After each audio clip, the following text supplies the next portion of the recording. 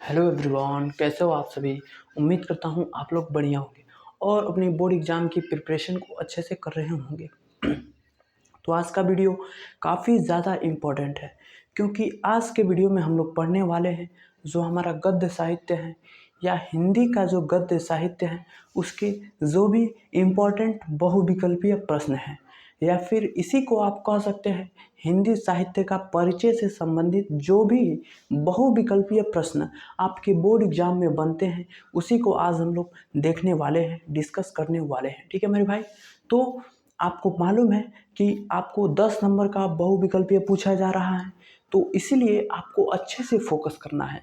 और बहुविकल्पीय ऐसा प्रश्न है कि हिंदी में अभी तक हज़ारों रचनाएं हैं, तो अगर आप थोड़ा थोड़ा करके अभी से तैयार नहीं करेंगे तो आप अच्छे से प्रिपरेशन को नहीं कर पाएंगे और आपका हिंदी का पेपर गड़बड़ हो सकता है।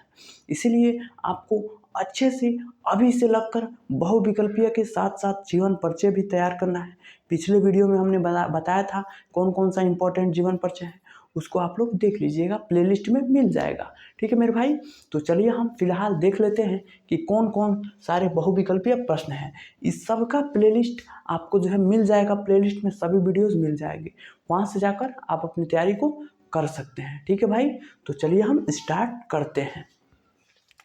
तो जैसा कि हमने लिख रखा है महत्वपूर्ण बहुविकल्पीय प्रश्न हिंदी साहित्य का, जिसमें हमारा पहला प्रश्न है कि सरस्वती पत्रिका के प्रथम संपादक कौन थे।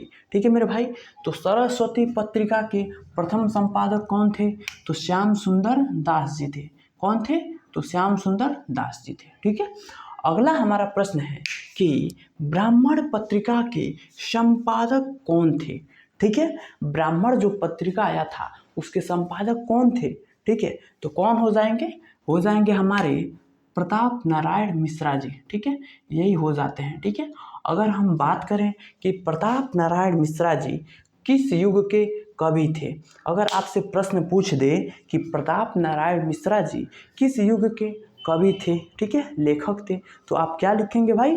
द्विवेदी युग। ठीक है दोस्तों, क्या हो जाएगा? द्विवेदी युग। किसके हो जाएंगे भाई? त्रिवेदी युग के यह क्या हो जाएंगे? कवि हो जाएंगे। ठीक है। कुट्टज के रचनाकार कौन है? ठीक है, तो कौन हो जाएंगे भाई? हजारी प्रसाद द्विवेदी जी। ठीक है। तो कुट्टज के रचनाकार हमारे कौन हो जाएंगे? हजारी प्रसाद द्विवेदी क्या हो जाते हैं? कुट्टज के रचनाकार हो जाते हैं। अगर हम बात करें तो हजारी प्रसाद द्विवेदी जी किस युग के रचनाकार थे, किस युग के लेखक थे? तो क्या हो जाएगा मेरे भाई? द्विवेदी युग। द्विवेदी युग। ठीक है भाई। और अगर हम बात करें कि कुट्टज कौन सी रचना है, तो कुट्टज क्या है? एक निबंध, क्या है? एक निबंध वाली रचना है, निबंध है। ठीक है। कुट्टज क्या है? निबंध है। ठीक है। तो देखिए इसी बहुविकल्पीय के जरिए आपका 3 बहुविकल्पीय प्रश्न क्लियर हो गया कि कुट्टज के रचनाकार कौन थे? तो हजारी प्रसाद द्विवेदी। कुट्टज किस विद्या की रचना है? तो निबंध विद्या की रचना है। अगर हम बात करें तो हजारी प्रसाद द्विवेदी जी किस युग के कवि हैं? तो द्विवेदी युग के हो जाएंगे। ठीक है भाई। अगला देखिए हिंदी। देखिए आपको 7 प्रश्न दिख रहा होगा, लेकिन इसी 7 प्रश्न के जरिए आपके हम 14 प्रश्न क्लियर कर जाएंगे। ठीक है। आप भले आप मन लगाकर वीडियो को देखते रहिए और नोट डाउन करते चलिए। हिंदी प्रदीप के संपादक कौन थे? हिंदी प्रदीप के संपादक कौन थे?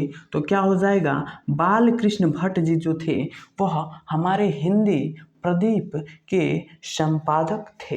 अगर आपसे प्रश्न ऐसे पूछ दे कि बाल कृष्ण भट्ट जी किस युग के लेखक थे, तो क्या हो जाएगा मेरे भाई?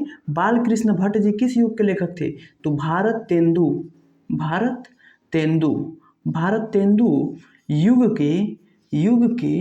युग के लेखक थे। ठीक है। अगर हम बात करें कि भारत तेंदु युग किसके नाम पर पड़ा, तो क्या बताएंगे? भारत तेंदु हरिश्चंद्र जी के नाम पर भारत तेंदु युग पड़ा।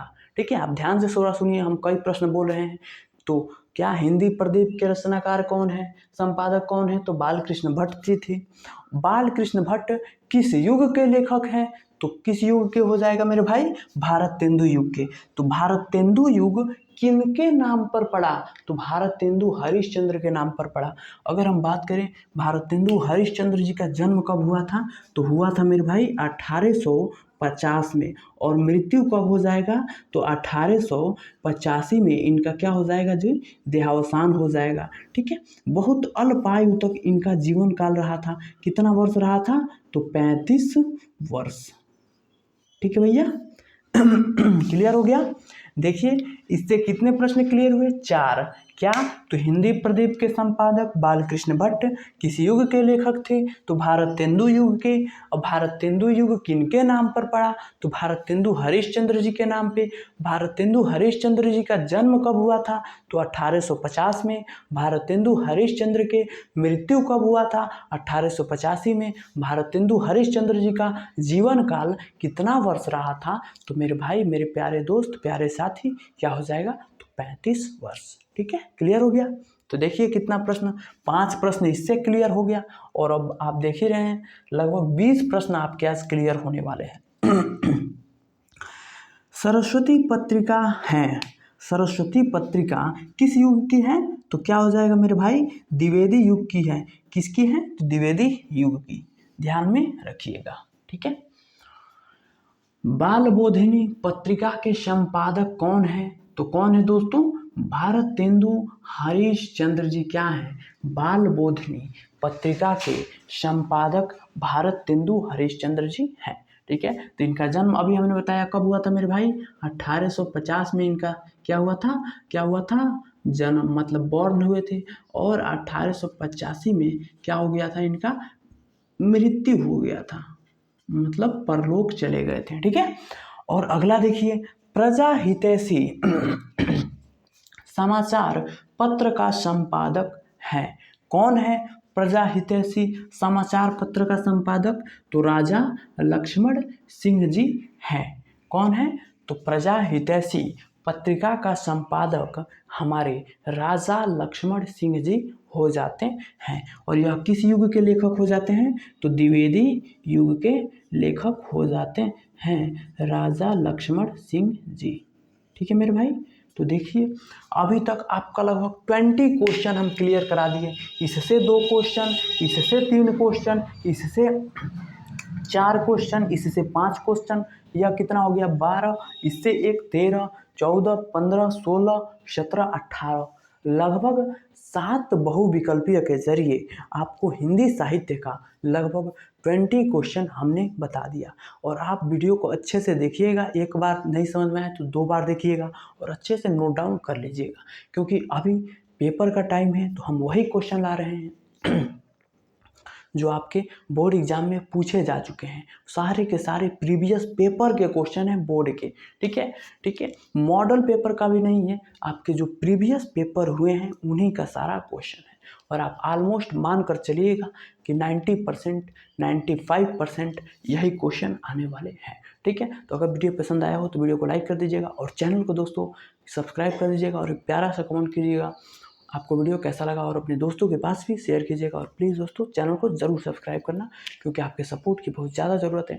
और आप चैनल से जुड़े रहिए, क्योंकि आपकी एग्ज़ाम की तैयारी 100% बिल्कुल बेहतरीन भौकाल तरीके से होने वाला है और हो रहा है। ठीक है, पिछले बार इसी चैनल से पढ़कर लगभग जो है 20+ दोस्त जो थे, जो मेरे भाई थे, वह 95+ लाए थे। ठीक है, इसलिए आप लोग भी चैनल से जुड़े रहिए और पढ़ते रहिए, आपका भी आने वाला है। ठीक है, तो ध्यान रखना कि एजुकेशन साथी ही आपका साथ देगा, इसलिए एजुकेशन साथी को प्यार सपोर्ट दीजिए। तब तक के लिए इतना ही, पढ़ते रहिए, मुस्कुराते रहिए, माता पिता का नाम रोशन करते रहिए, भाई को सपोर्ट करते रहिए। एजुकेशन साथी आपके साथ है। तब तक के लिए जय हिंद।